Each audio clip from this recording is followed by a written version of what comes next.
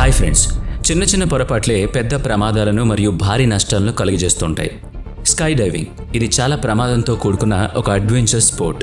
ఒక చిన్న తప్పు 16 మంది స్కై డైవర్స్ యొక్క మరణానికి కారణమైంది. 18 మంది స్కై డైవర్స్ వారికి అదే చివరి డైవింగ్ అవ్వబోతుందని తెలియక ఎంతో సంతోషంగా విమానం నుంచి డ్రైవ్ చేశారు. కానీ ఆ సంతోషం భయంగా మారడానికి ఎంతో సమయం పట్టలేదు.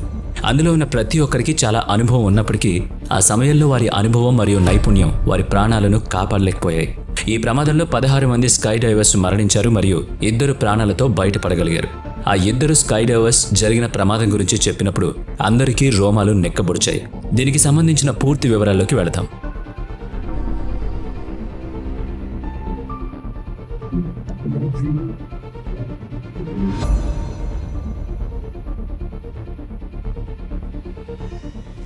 ఈ ప్రమాదాన్ని లేక్ ఎరై డిజాస్టర్ అనే పేరుతో గుర్తు చేసుకుంటారు.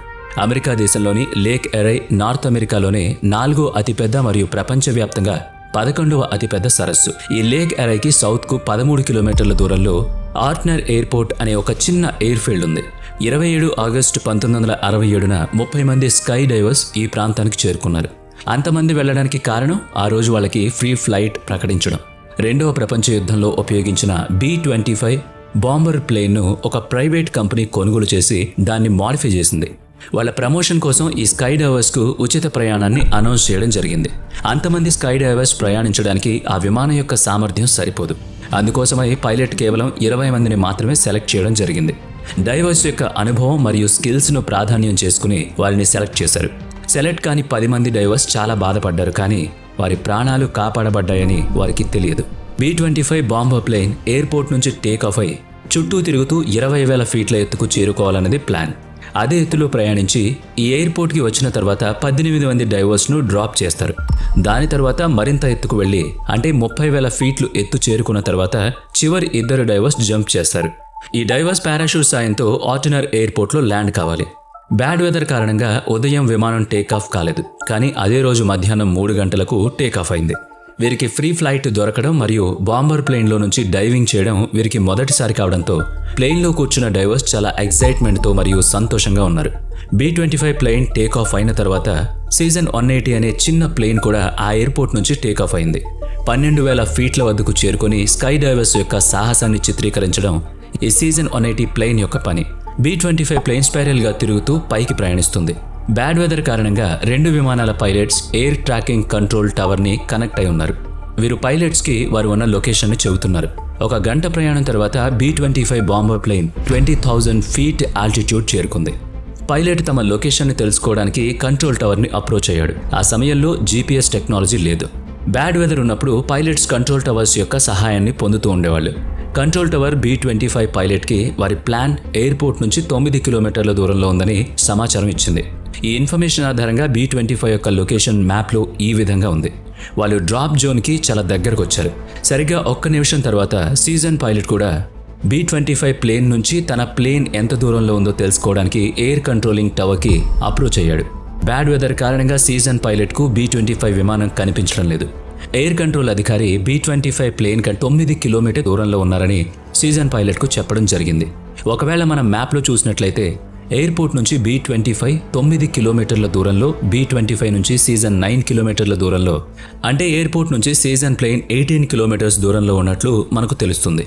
కొన్ని నిమిషాల తర్వాత 20,000 అడుగుల ఎత్తులో B-25 పైలట్ తమ లొకేషన్ తెలుసుకోవడానికి ఎయిర్ కంట్రోల్ టవర్ను అప్రోచ్ అయ్యాడు. ప్లేన్ ఎయిర్పోర్ట్ పైకి చేరుకుందని కంట్రోలర్ చెప్పడంతో పైలట్ 18 మంది స్కై డైవర్స్ను జంప్ చేయడానికి సిగ్నల్ ఇచ్చాడు. డైవర్స్ యొక్క ప్రాణాలను తీసే తప్పు అప్పటికే జరిగిపోయింది. ఆ తప్పు జరిగిందని ఎవ్వరికీ తెలియదు. ఆ ఎత్తులో టెంపరేచర్ -30 డిగ్రీ సెల్సియస్ ఉంది. ఆ చలిని తట్టుకోవడం కోసం డైవర్స్ సూట్స్ను ధరించారు. స్కై డైవర్స్ B-25లో నుంచి ఒకేసారి డైవ్ చేశారు. వాళ్ళు ఒకేసారి దూకడం వల్ల అందరూ ఫ్రీ ఫ్లోగా వాళ్ళ ఫార్మేషన్ చేసుకున్నారు. వాళ్లకు కింద లేయర్గా ఉన్న మేఘాలు కనిపించాయి. ఆ మేఘాలను దాటిన తర్వాత వాళ్ళు వారి యొక్క పారాషూట్లను డిప్లాయ్ చేయాలి. వాళ్ళంతా వారి ఫ్రీ ఫాల్ని ఎంజాయ్ చేస్తున్నారు. ఎప్పుడైతే వాళ్ళు ఆ దట్టమైన మేఘాలను క్రాస్ చేశారో అప్పుడు వాళ్ళ ఎంజాయ్మెంట్ కాస్త భయంగా మారిపోయింది. ఎందుకంటే అక్కడ వారికి కనిపించేది నేల కాదు, విశాలంగా వ్యాపించి ఉన్న లేక్ ఎరైట్ యొక్క లోతుల వాటర్. ఆ సమయంలో వాళ్ళు దాదాపుగా 3000 ఫీట్ల ఎత్తులో ఉన్నారు. అందరూ వెంటనే వారి యొక్క పారాషూట్లని డిప్లాయ్ చేయడం జరిగింది. అలా చేయడం వల్ల నది యొక్క ఒడ్డుకు దగ్గరగా చేరుకుంటామని భావించారు. కానీ బాధాకరమైన విషయం ఏంటంటే అలా జరగలేదు. వాళ్ళు ఎక్కడైతే దిగారో అక్కడి నుంచి నది ఒడ్డుకు 10 కిలోమీటర్ల దూరం ఉంది. నీటిలో పడగానే సహాయం అందే వరకు ఈదుతూ ఉండాలి అనుకున్నారు. కానీ వారి ఆలోచనకు అంతా భిన్నంగా జరిగింది. వాళ్ళు ధరించిన కోట్స్ యొక్క బరువు వల్ల నీటిలో ఈదలేకపోయారు. ఇందులో 2 డైవర్స్ మాత్రం నీటిలో పడడానికంటే ముందే సూట్స్ మరియు అనవసరమైన బట్టలను తీసి పడేశారు. దీనివల్ల ఆ 2 డైవర్స్ కాసేపటి వరకు నీటిలో ఈదగలిగారు. దాంతో రెస్క్యూ టీం వాళ్ళను కాపాడింది. మిగతా 16 మంది డైవర్స్ వారి ప్రాణాలు కోల్పోయారు. అంతేకాదు చాలా రోజుల వరకు వారి యొక్క శరీరాలు కూడా దొరకలేదు. చివరి డైవర్ యొక్క బాడీ దొరకడానికి వారం రోజుల సమయం పట్టింది. ఈ సంఘటన ప్రపంచవ్యాప్తంగా ఒక సంచలనం సృష్టించింది. అంతేకాక ఆనాటి వార్తాపత్రికల్లో ఇదే మెయిన్ హెడ్లైన్. ఇన్వెస్టిగేషన్ టీంను నియమించారు. అసలు B-25 ఎక్కడ డైవర్స్ను డ్రాప్ చేసింది మరియు దీంట్లో ప్రధానంగా తప్పు ఎవరిది అన్నది తెలియాల్సి ఉంది. స్కై డైవర్స్ జంప్ చేసే సమయంలో వాళ్ళు లేక్ నుంచి 10 కిలోమీటర్ల దూరంలో ఉన్న ఎయిర్పోర్ట్ దగ్గరే ఉన్నారని ఎయిర్ ట్రాఫిక్ కంట్రోల్ వాళ్ళు చెప్పారు. వారి కథనం ప్రకారం బలమైన గాలుల వల్ల స్కై డైవర్స్ డ్రిఫ్ట్ అయి లేక్కి చేరుకున్నారు. వాస్తవానికి స్కై డైవర్స్ డ్రిఫ్ట్ అయి లేక్ ఎరా వరకు చేరుకుని ఉండొచ్చు. కాసేపు ATC యొక్క మాటలను నమ్ముదాం. అంటే స్కై డైవర్స్ను బలమైన గాలులు 20 కిలోమీటర్ల వరకు డ్రిఫ్ట్ చేశాయి. 10 కిలోమీటర్లు ఎయిర్పోర్ట్ నుంచి లేక్ వరకు, మరో 10 కిలోమీటర్లు లేక్ లోపలికి. నిపుణులు ఆ రోజు ఉన్న గాలి స్పీడ్ మరియు డైవింగ్ హైట్ను క్యాలిక్యులేట్ చేసినప్పుడు డైవర్స్ మాక్సిమం 5 కిలోమీటర్ల దూరం వరకు మాత్రమే డ్రిఫ్ట్ అవ్వగలుగుతారని అంచనా వేశారు. ATC యొక్క ఈ వాదనలో చాలా గందరగోళం ఉంది. B-25 మరియు సీజన్ ప్లేన్ పైలట్స్ మాకు చెప్పిన లొకేషన్ తప్పని వాదించారు. చాలా ఇన్వెస్టిగేషన్ తర్వాత తేలిందేంటంటే 2 పైలట్స్ వారి యొక్క లొకేషన్ అడిగిన సమయంలో ATCలోని కంట్రోలర్ యొక్క షిఫ్ట్ మారింది. రెండవ కంట్రోలర్ చెప్పిన B-25 యొక్క లొకేషన్ సీజన్ ప్లేన్ యొక్క లొకేషన్. B-25 ప్లేన్ పైలట్కి ఎయిర్పోర్ట్ పై ఉన్నారని చెప్పినప్పుడు అక్కడుంది సీజన్ ప్లేన్. అదే సమయంలో B-25 ప్లేన్ లేక్లో ఉంది.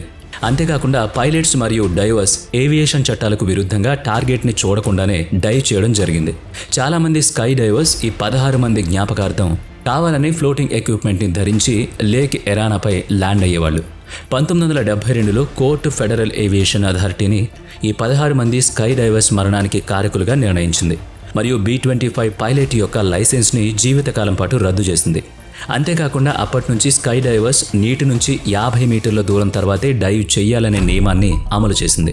మరి ఈ వీడియో మీకు నచ్చినట్లయితే లైక్ చేయండి, షేర్ చేయండి. ఇప్పటి వరకు మన ఛానల్ని సబ్స్క్రైబ్ చేసుకున్నట్లయితే ఇప్పుడే సబ్స్క్రైబ్ చేసుకుని బెల్ ఐకాన్ మీద క్లిక్ చేయండి. నెక్స్ట్ వీడియోలో మళ్ళీ కలుద్దాం. Thanks for watching.